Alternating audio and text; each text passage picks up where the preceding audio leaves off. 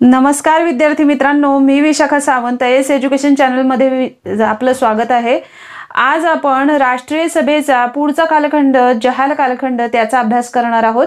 याआधी आपण राष्ट्रीय सभेच्या मवाळ कालखंडाची माहिती बघितली आहे, तसेच आपण राष्ट्रीय सभेची जी महत्त्वपूर्ण अधिवेशने आहेत त्यांची सुद्धा माहिती बघितलेली आहे। ज्या विद्यार्थ्यांनी हे व्हिडिओ पाहिले नसतील त्यांनी नक्की पहा। कालानुक्रमे इतिहास जर लक्षात ठेवायचा असेल तर हे सर्व व्हिडिओ तुम्ही विशिष्ट टप्प्याने बघणं गरजेचं आहे आणि त्याच्यावर नोट्स काढणं गरजेचं आहे। मी फळ्यावर तुमच्यासाठी शॉर्ट नोट्स लिहित असते, त्या सुद्धा नोट डाऊन करणं गरजेचं आहे। त्यामुळे व्हिडिओ स्किप न करता शेवटपर्यंत बघायचा आहे। सर्व स्पर्धा परीक्षांना अत्यंत उपयुक्त असा व्हिडिओ आहे। येणारी पोलीस भरती आहे, तलाठी भरती आहे, शिवाय वनसेवा आहे, यांसारख्या अनेक परीक्षा आहेत ज्यांच्यासाठी हे व्हिडिओ अत्यंत उपयुक्त असे आहेत। त्यामुळे जे विद्यार्थी चॅनलला नवीन असतील त्यांनी चॅनलला सबस्क्राइब करायला विसरायचं नाहीये आणि व्हिडिओ आवडला तर लाईक आणि शेअर करायला अजिबातच विसरायचं नाही। तुमच्यासारख्या अनेक मित्रांचं स्वप्न साकार करण्यासाठी हे व्हिडिओ अत्यंत उपयुक्त आहेत। आज आपण बघूया जहाल कालखंड। या जहाल कालखंडामध्ये पहिला आपण जो बघितलेला आहे मवाळ कालखंड। तर मवाळ जो कालखंडातील जे नेते होते त्यांना नेमस्त नेते असं बोलायचे की इंग्रजांना विरोध न करता इंग्रजांशी मिळतं जुळतं घेत त्या इंग्रजांच्या ज्या चांगल्या पद्धती आहेत त्या स्वीकारायच्या आणि आपली प्रगती करून घ्यायची, या पद्धतीची विचारसरणी ही मवाळांची होती।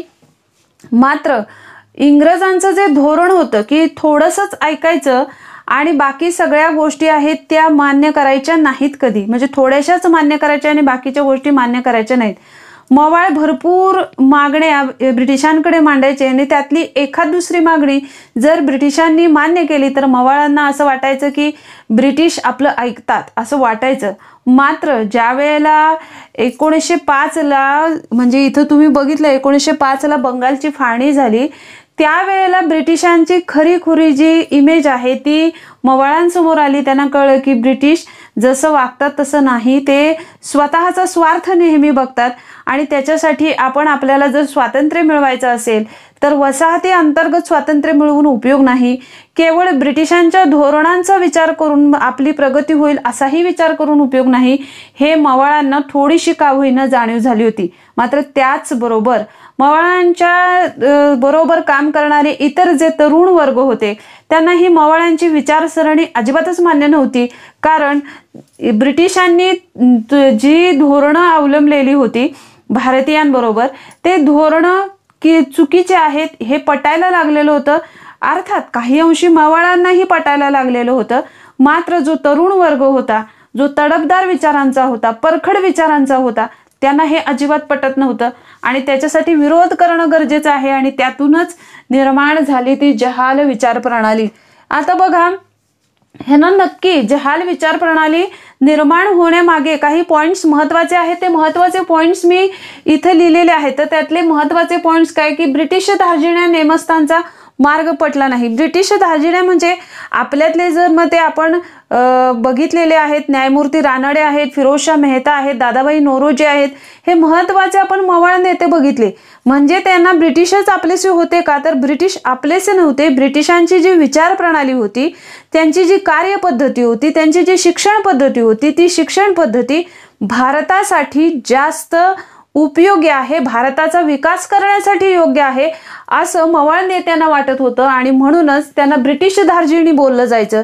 ब्रिटिशांशी लढत राहण्यापेक्षा आणि स्वतःचं नुकसान करून घेण्यापेक्षा सनदशीर मार्गाने अर्ज विनंत्या या मार्गाने आपण ब्रिटिशांकडून आपली कामं करून घेतली पाहिजेत असं मवाळ नेत्यांना वाटत होतं आणि म्हणून त्यांना नेमस्त बोललं जायचं। तर तो मार्ग अजिबातच पटला नव्हता जहाल मतवाद्यांना।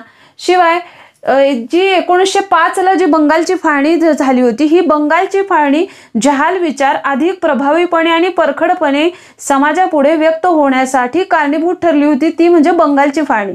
आणि त्याच्यामुळे मोठ्या प्रमाणामध्ये समाजातून मवाळांना विरोध व्हायला लागला आणि त्यातूनच एक प्रभावीपणे एक धगधगत्या अग्निज्वालेसारखी जी निर्माण झाली ती जहाल मतप्रणाली। आणि या जहाल मतप्रणालीमध्ये प्रमुख होते ते लोकमान्य टिळक। आता ह्या जहाल मतप्रणालीचं नक्की म्हणणं काय होतं त्यांचं ते बघूया। जसं राष्ट्रीय शिक्षणाला प्राधान्य द्यावं, जे मवाळांचं म्हणणं काय होतं की ब्रिटिशांची जी इंग्रजी शिक्षण पद्धत आहे ती आपण अवलंबली तर आपला जास्त विकास होऊ शकतो असं म्हणणं होतं. तर त्याच्याऐवजी आपण आपलं राष्ट्रीय शिक्षण, आपली प्रणाली निर्माण करू आणि आपल्या देशातील मुलांना राष्ट्रीय शिक्षण देऊ, त्याला प्राधान्य दिलं तर आपण लवकर स्वावलंबी होऊ शकू असं वाटत होतं. शिवाय प्रखर राष्ट्रवाद जागृत करावा, प्रत्येक व्यक्तीच्या मनामध्ये राष्ट्राविषयी आपुलकीची भावना निर्माण करून प्रखर राष्ट्रवाद जागृत करावा असं जहालांचं म्हणणं होतं. स्वदेशीचा पुरस्कार करावा, ब्रिटिश आपल्याकडून कच्चा माल न्यायचे, त्यांच्या देशामध्ये जाऊन पक्का माल तयार करायचे आणि तोच माल आपल्याला विकायचे. मग असा परदेशी माल घ्याच का, तर आपण आपला स्वदेशी जे आहे त्याचा पुरस्कार करायचा. मग आपल्या शाळा असतील, स्वदेशी माल असेल, ज्या गोष्टी असतील त्या स्वदेशीचा पुरस्कार करायचा, स्वतः बनवलेल्या गोष्टींचा पुरस्कार करायचा. त्यानंतर ही जी चळवळ आहे ती जनसामान्यापर्यंत पोहोचवायची आणि ब्रिटिशांना आपलं एकी आणि सामर्थ्य दाखवून द्यायचं. कारण एकी आणि सामर्थ्य दाखवलं नाही म्हणूनच आपण अख्खा भारतभर 1857चा उठाव झाला, मात्र आपण जिंकू शकलो नाही. ब्रिटिशच मूठभर होते, ते जिंकले कारण आपल्यामध्ये एकी आणि सामर्थ्य नव्हतं. तर हे एकी आणि सामर्थ्य आपण ब्रिटिशांना दाखवून दिलं पाहिजे असं जहाल मतवाद्यांना वाटत होतं. आणि या जहाल मतवाद्यांमधले महत्वाचे नेते होते ते म्हणजे लोकमान्य टिळक, बिपिनचंद्र पाल, लाला लजपत राय यांनाच लाल बाल पाल त्रयी असं बोलायचे. तर लाल बाल पाल त्रयी म्हणजे लाल म्हणजे लाला लजपत राय, बाल म्हणजे बिपिनचंद्र पाल आणि बाल म्हणजे बाळ गंगाधर टिळक, लाल म्हणजे लाला लजपत राय, बाल म्हणजे बाळ गंगाधर टिळक आणि पाल म्हणजे बिपिनचंद्र पाल. आणि त्याच्यामध्ये आणखीन एक होते ते म्हणजे अरविंद घोष. अशा पद्धतीचे हे सर्व नेते होते. तर लाल बाल पाल या 3 त्रयींना फार महत्व होतं आणि त्याच्यामध्ये सर्वाधिक महत्व होते लोकमान्य टिळकांना. लोकमान्य टिळकांचा आपण ह्याच्यानंतर वेगळा असा स्वतंत्रपणे अभ्यास करणार आहोत. तर ही जी जहाल मतप्रणाली आहे तर या जहाल मतप्रणालीची नक्की जी प्रभावी वाटचाल होती ती कशा पद्धतीने झाली ते इथं आपण बघूया. जहाल मतवाद्यांनी अमृत बझार पत्रिका हे बंगाल प्रांतामध्ये चालवलेलं एक मुखपत्र होतं.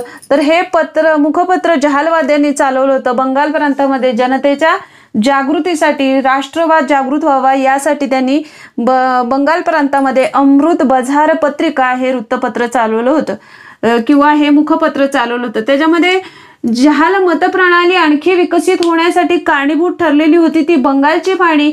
आणि या बंगालच्या फाळणीच्या अनेक तारखा आपल्याला परीक्षेला विचारलेल्या दिसून येतात. त्याच्यामध्ये 7 जुलै 1905 बंगालच्या फाळणीची घोषणा केली गेली. अर्थात जे पुढं MPSC प्रीचा वगैरे अभ्यास करत असतील त्या विद्यार्थ्यांसाठी हे महत्वाचं आहे. काय लक्षात ठेवायचं की 7 जुलै 1905 बंगालची फाळणी केली गेली आणि या बंगालच्या फाळणीची घोषणा दिली गेली. 7 जुलै 1905 बंगालच्या फाळणीची घोषणा केली गेली आणि ती घोषणा बंगालमध्ये नाही केली गेली तर हिमाचल प्रदेश सिमला येथे ब्रिटिशांनी बंगालच्या फाळणीची काय केली होती, घोषणा केली होती. 16 ऑक्टोबर 1905 प्रत्यक्षात बंगालच्या फाळणीची काय झाली होती, अंमलबजावणी झाली होती. तर 16 ऑक्टोबर 1905 राष्ट्रीय शोक दिवस आणि दुखवटा दिन म्हणून भारतीय जनतेने हा दिवस म्हणजे ज्या दिवशी बंगालची फाळणी झाली त्या दिवसालाच भारतीय जनतेने राष्ट्रीय शोक दिवस किंवा दुखवटा दिवस म्हणून काय केलं होतं, घोषित केलं होतं. आणि म्हणजे इथं 2 गोष्टी लक्षात ठेवायचे. 7 जुलै 1905 बंगालच्या फाळणीची घोषणा आणि 16 ऑक्टोबर 1905 प्रत्यक्षात बंगालच्या फाळणीची अंमलबजावणी झालेली होती. आणि बंगालच्या फाळणीची घोषणा ही हिमाचल प्रदेश सिमला येथे करण्यात आलेली होती. हे लक्षात ठेवायचं. ही जी बंगालची फाळणी झालेली होती त्यालाच एक उत्तर देण्यासाठी जे आंदोलन भारतामध्ये भडकलं ते होतं वंगभंग आंदोलन. तर वंगभंग आंदोलन हे बंगालच्या फाळणीशी रिलेटेड आहे, हे लक्षात ठेवा. वंगभंग आंदोलनाला सुरुवात केव्हा झाली, 16 ऑक्टोबर 1905 वंगभंग आंदोलनाला सुरुवात झालेली होती. आणि ह्याच्यामधले प्रमुख नेते होते ते सुरेंद्रनाथ बॅनर्जी, आनंद मोहन बोस, रवींद्रनाथ टागोर हे त्याच्यामधले महत्वाचे नेते होते. आणि याच्यामध्ये बघा स्वदेशीचा पुरस्कार, परकीय मालावर बहिष्कार हे त्याच्यामध्ये ठरलेलं. म्हणजे वंगभंग आंदोलनामध्ये नक्की कोणत्या गोष्टी घडल्या होत्या हे आपण इथं शॉर्टकट लिहिलेलं आहे. तर याच्यामध्ये वंदे मातरम हे जे आनंदमठ या कादंबरीतले वंदे मातरम हे शब्द आहेत ते सर्वजण वापरत होते आणि वंदे मातरमच्या घोषणा देत होते आणि म्हणूनच यावेळेला वंदे मातरम हे शब्द परवलीचे ठरले होते असे म्हणलेले. शिवाय आपण आपल्या देशाचं, आपल्या बंधू भावंडांचं, आपल्या बहिणींचं, सर्वांचं रक्षण या ब्रिटिशांपासून करणार आहोत आणि म्हणून ऐक्याचं प्रतीक म्हणून त्यावेळेला रक्षाबंधन साजरं केलं गेलं, हे लक्षात ठेवायचं. तर तुम्हाला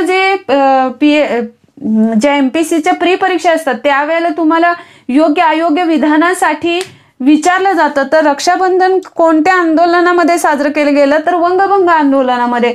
वंगभंग आंदोलन हे कशाची प्रचिती होती, तर बंगालची फाळणी झाली आणि त्याला विरोध करण्यासाठी भारतीयांनी केलेलं जे आंदोलन होतं ते वंगभंग आंदोलन होतं. आणि त्या आंदोलनामध्ये ऐक्याचं प्रतीक, सगळ्यांना संरक्षणाची एक हमी देणारं असं प्रतीक म्हणून जे साजरं केलं गेलं होतं ते होतं रक्षाबंधन. तर बंगाल याचमध्ये स्वदेशीचा पुरस्कार करण्यासाठी, स्वदेशीचं महत्त्व लोकांना पटवून देण्यासाठी बंगाल केमिकल्स या कारखान्याची उभारणी केली गेली. हा औषधांचा कारखाना होता. कशाचा होता? औषधांचा कारखाना होता आणि तो प्रफुल्लचंद्र रे यांनी औषधांचा कारखाना सुरू केला होता बंगालमध्ये आणि त्याचं नाव काय ठेवलेलं होतं? बंगाल केमिकल्स. तर लक्षात काय ठेवायचं? बंगाल केमिकल्स हा औषधांचा कारखाना आहे. सुरू करणारे कोण होते? प्रफुल्लचंद्र रे. आणि त्यांनी बंगालमध्ये हा कारखाना स्वदेशीचा पुरस्कार करण्यासाठी एक प्रतिकात्मक म्हणून सुरू केलेला होता. त्यानंतर हे जे आहे स्वराज्य, स्वदेशी, बहिष्कार, राष्ट्रीय शिक्षण ही चतुर्सूत्रे आहे, ही लोकमान्य टिळकांनी भारतीय जनतेला सांगितलेली होती. स्वराज्य म्हणजे स्वतःचं राज्य, स्वदेशी स्वतःच्या देशामध्ये जे असेल, मग शिक्षण असू दे, कुठल्याही वस्तू असू दे, त्या स्वदेशीच खरेदी करू. बहिष्कार म्हणजे परकीय मालावर काय करायचं आहे? बहिष्कार टाकायचा आहे. राष्ट्रीय शिक्षण, परकीय शिक्षणापेक्षा स्वतःच्या राष्ट्रामधल्या शिक्षणाचा स्वीकार करायचा आहे. अशा या चतुर्सूत्री, ही चतुर्सूत्री आपल्याला अनेक वेळेला परीक्षेला विचारतात. तर चतुर्सूत्री कुठली लक्षात ठेवायची?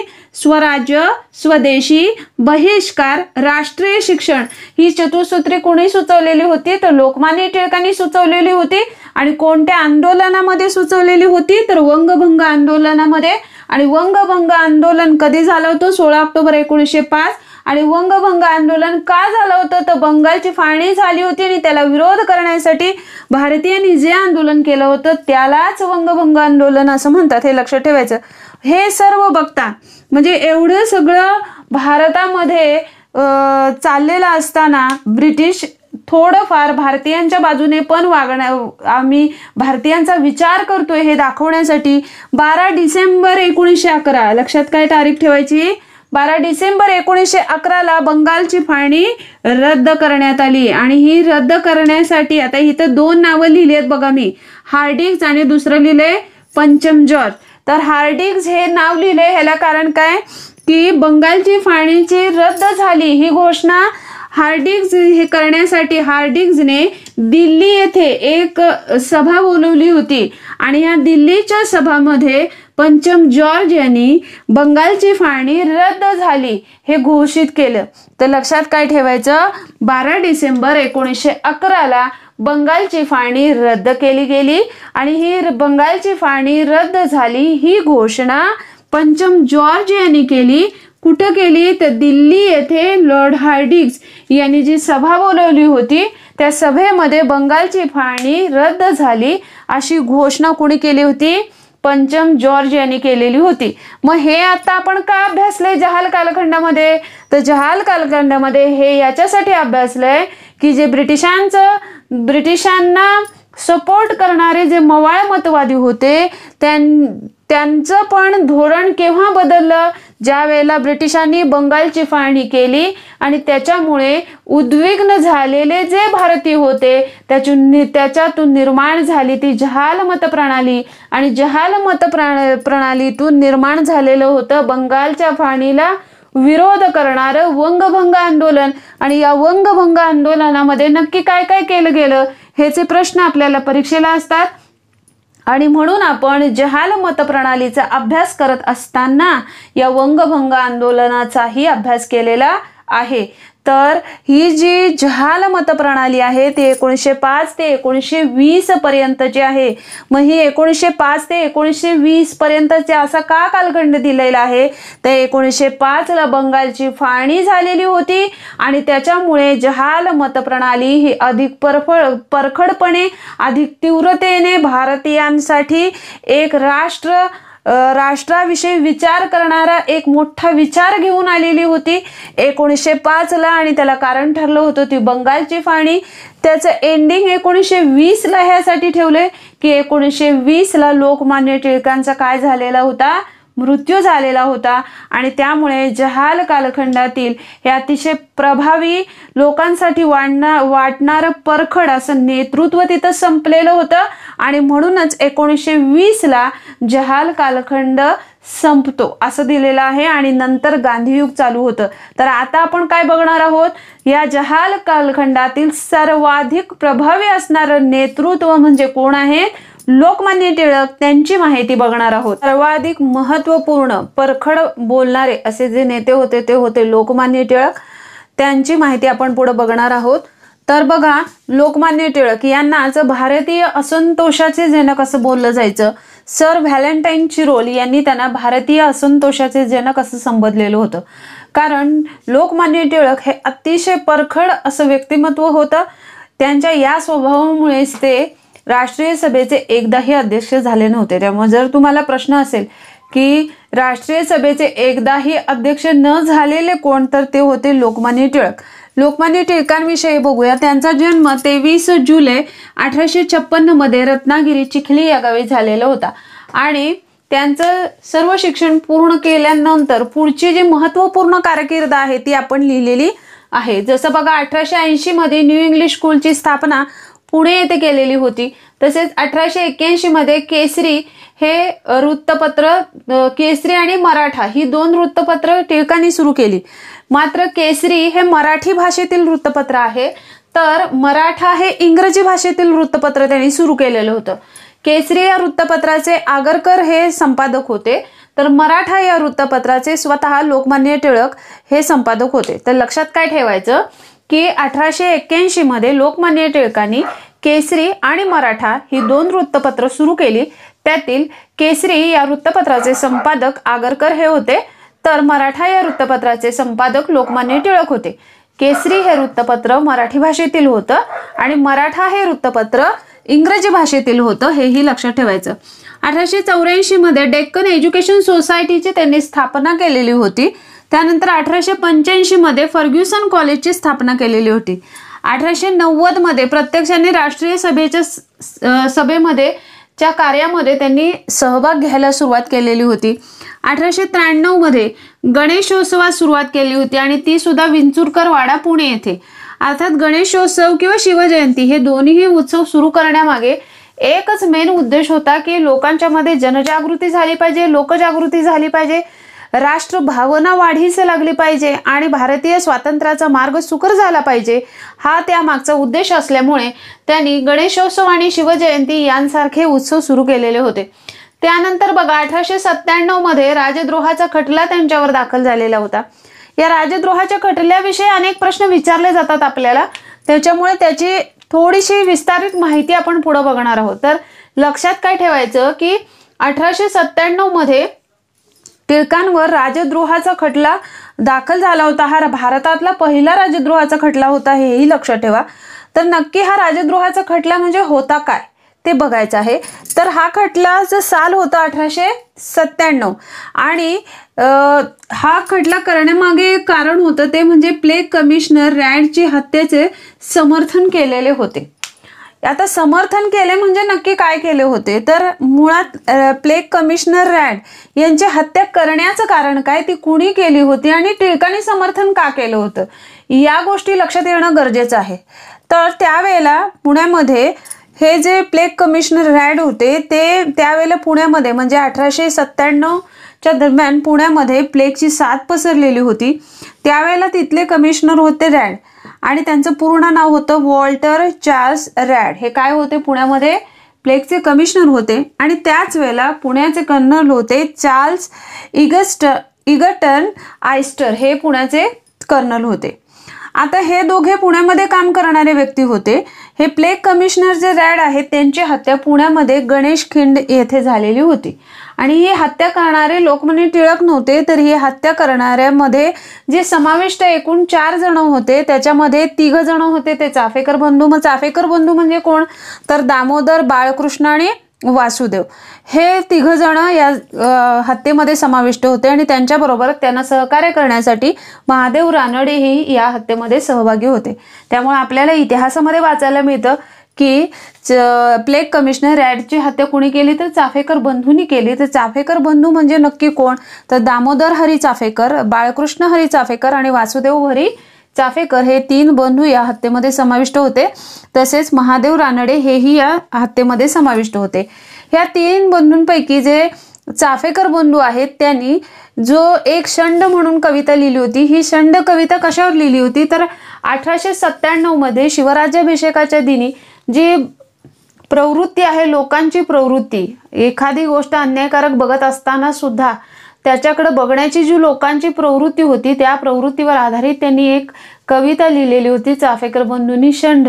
आणि ही कविता केसरी या त्यांच्या वृत्तपत्रामध्ये प्रकाशित केली होती लोकमान्य टिळकांनी आणि त्याच्यामुळे लोकमान्य टिळकांनी इनडायरेक्टलीपणे या हत्येचं समर्थनच केलंय असं समजून लोकमान्य टिळकांवर राजद्रोहाचा खटला दाखल करण्यात आला। हा खटला IPC कलम 124A यानुसार 1.5 वर्षाची शिक्षा टिळकांना ठोठवली गेली होती आणि हे जे खटला झाला याचं वकीलपत्र मोहम्मद अली जिना यांनी घेतलेलं होतं लोकमान्य टिळकांचं, हे लक्षात ठेवा। आणि हा खटला भारतातील पहिला राजद्रोहाचा खटला मानला जातो। 1908 मध्ये राजद्रोहाच्या आरोपाखाली मंडाले म्हणजेच ब्रह्मदेश, त्याला आता आपण म्यानमार असं म्हणतो, येथील तुरुंगामध्ये लोकमान्य टिळकांची रवानगी केली गेली। त्यालाच काळ्या पाण्याची शिक्षा असं पण संबोधतात आणि टिळकांनी याच तुरुंगामध्ये गीता रहस्य हा ग्रंथ लिहिलेला होता। तर ही आहे कशाची, लोकमान्य टिळकांवर राजद्रोहाचा जो खटला केला गेला त्याची शॉर्टकट असणारी माहिती तुम्हाला आवश्यक वाटत असेल तर स्क्रीनशॉट काढून घ्या किंवा तुम्ही हे पॉइंट्स तुमच्या पुस्तकामध्ये किंवा नोटबुकमध्ये नोट डाऊन करून घ्या, कारण याच्यावर अनेक प्रश्न येऊन जातात। कोणते, तर प्लेग कमिशनर रॅडची हत्या करणारे कोण विचारतात। दुसरं म्हणजे पुण्यामध्ये प्लेगची साथ किती साली पसरली होती हेही विचारतात। त्यानंतर लोकमान्य टिळकांवर राजद्रोहाचा आरोप किती साली ठेवण्यात आला, त्यानंतर कोणत्या तुरुंगात पाठवण्यात आलं, लोकमान्य टिळकांनी गीता रहस्य हा ग्रंथ कोणत्या तुरुंगात लिहिला, हे प्रश्न वारंवार परीक्षेला येऊन गेलेत। त्याच्यामुळे ही माहिती अतिशय महत्त्वपूर्ण आहे। पुढचं आपण बघूया। जसं बघा इथं आता आपण कुठपर्यंत घेतलेलं की राजद्रोहाच्या 1897च्या राजद्रोहाच्या खटल्यापर्यंत माहिती बघितलेली आहे। ही जी माहिती आहे ही मी कालानुक्रमे ह्याच्यासाठी दिली आहे की जेणेकरून तुम्हाला कालानुक्रमे लक्षात ठेवायला प्रॉब्लेम येतो। तर हे जर अशा टाईपने तुम्ही नोट्स काढलेल्या असतील तर त्याच्यावर नजर फिरवली वारंवार तर हे 100% कालानुक्रमे तुमच्या लक्षात राहतं। तर त्यानंतर बघा 1908 मध्ये मंडालेच्या तुरुंगामध्ये लोकमान्य टिळकांची रवानगी झाली आणि तिथेच त्यांनी गीता रहस्य हा ग्रंथ लिहिलेला होता। त्यानंतर लोकमान्य टिळक होम रूल चळवळीशीही संबंधित होते। तर होम रूल चळवळ म्हटलं की आपल्या डोक्यामध्ये येतात त्या म्हणजे ॲनी बेझंट। तर भारतामध्ये जी होम रूल चळवळ आहे ज्यालाच स्वराज्य संघ असं म्हणतात, स्वतःचं राज्य असणारा संघ, अशी जी चळवळ सुरू केली ती त्याचे कर्त्या धर्त्या होत्या ॲनी बेझंट आणि 1915 मध्ये भारतामध्ये ही चळवळ त्यांनी सुरू केली।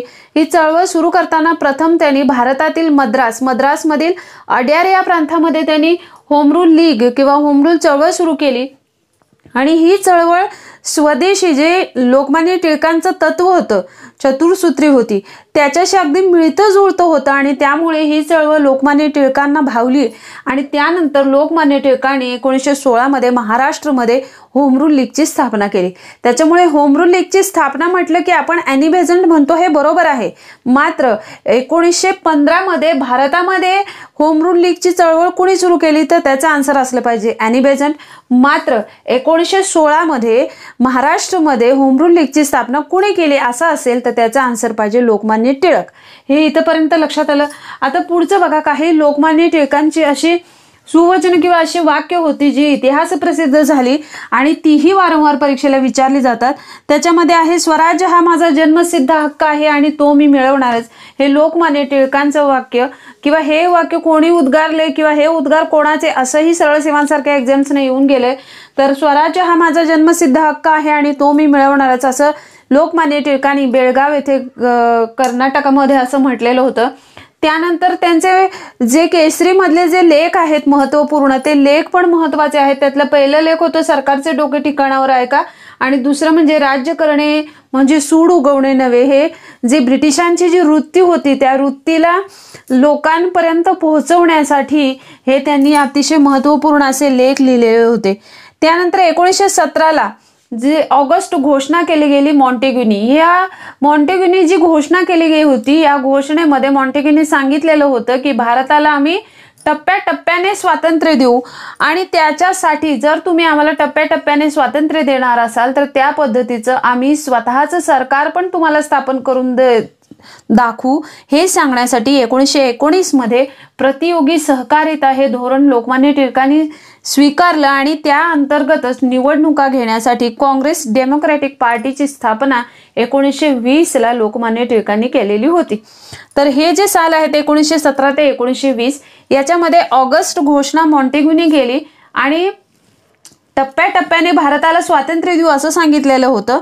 त्यासाठी त्यांच्या म्हणण्याप्रमाणे, ब्रिटिशांच्या म्हणण्याप्रमाणे तुम्ही कशा पद्धतीने स्वतःची शासन व्यवस्था भारतीय उभारू शकतात हे करून दाखवा असं सांगितल्यानंतर अशाच पद्धतीची प्रतियोगी सहकार आम्ही उभारून दाखवू आणि तुम्ही जर आम्हाला सहकार्य केलं तर आम्ही सुद्धा तुम्हाला सहकार्य करू, या विचाराने प्रभावित होऊन लोकमान्य टिळकांनी प्रतियोगी सहकारिता हे धोरण स्वीकारलेलं होतं 1919 मध्ये आणि त्या अंतर्गतच निवडणुका लढण्यासाठी काँग्रेस डेमोक्रॅटिक पार्टीची स्थापना 1920ला लोकमान्य टिळकांनी केलेली होती. असं धगधगत्या आणि परखडत्या विचाराचा अंत मुंबई येथे 1 ऑगस्ट 1920ला झालेला होता आणि तिथेच जहाल कालखंडाचा अंत झालेला आपल्याला दिसून येतो आणि म्हणूनच जहाल कालखंड हा 1905 ते 1920 असा दिला जातो. 1905ला बंगालची फाळणी झाली आणि 1920ला टिळकांचं धगधगतं नेतृत्व अनंतात विलीन झालेलं होतं